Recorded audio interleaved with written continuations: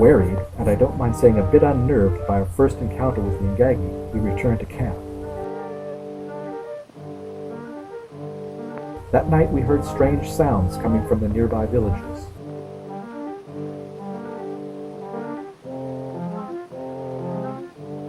Tom-toms and weird chantings, great bonfires illuminating the scene.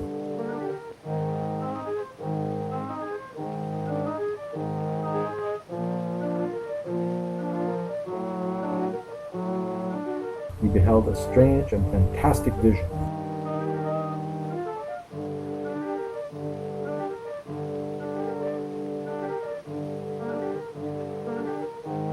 Our headman made inquiries and reported.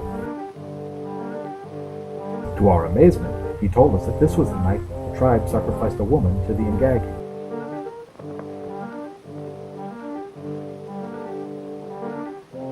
A witch doctor, dressed as a gorilla, strange painted creatures hovering over him, glistening naked bodies, painted faces, like something out of an opium smoker's dream.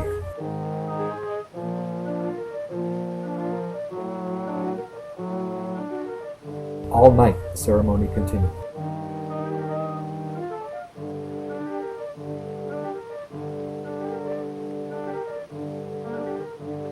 In the early morning, with our cameras, we prepared to obtain pictures of whatever might take place.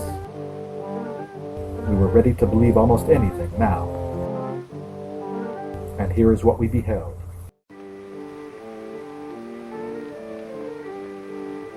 We saw the woman seated on a log, apparently resigned to her fate.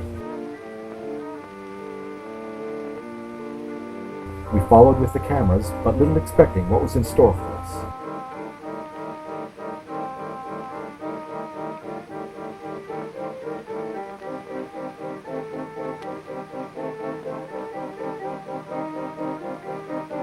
The brute pounced upon her. She screamed like one possessed. Webster thought of nothing but his picture. To me, the whole thing smacked of something inhuman. The gorilla was dragging the woman through the thicket.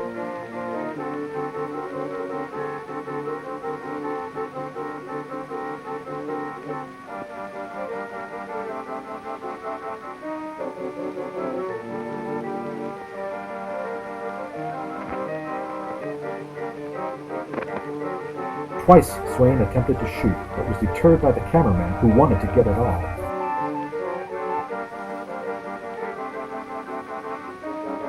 But the limit had been reached, and at last he fired.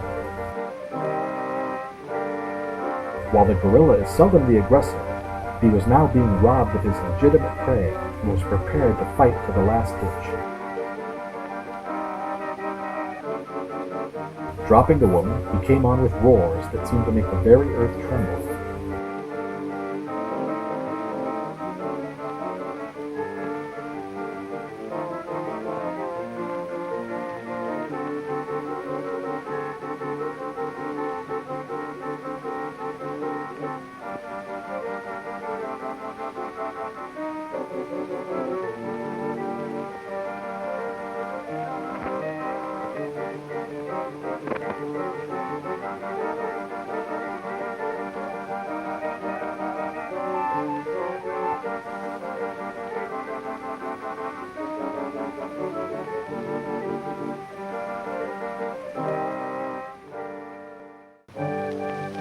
The struggle with death was awesome, with almost human screams of agony. He twisted and turned, and at last lay still.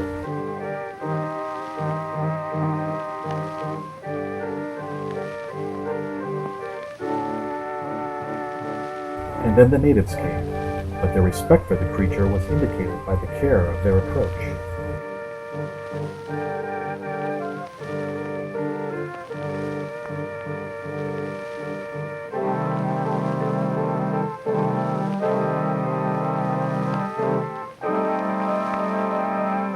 He weighed 602 pounds, stood 6 feet wide, and measured 8 feet and 4 inches from the tip of the fingers of one hand to the tips of the other.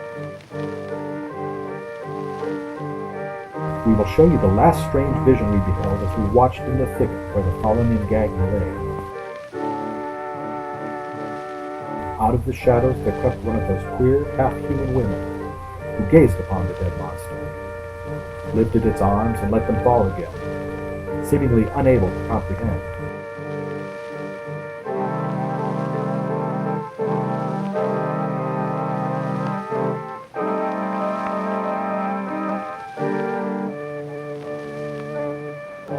Then, catching the click of the camera, she fled into the jungle.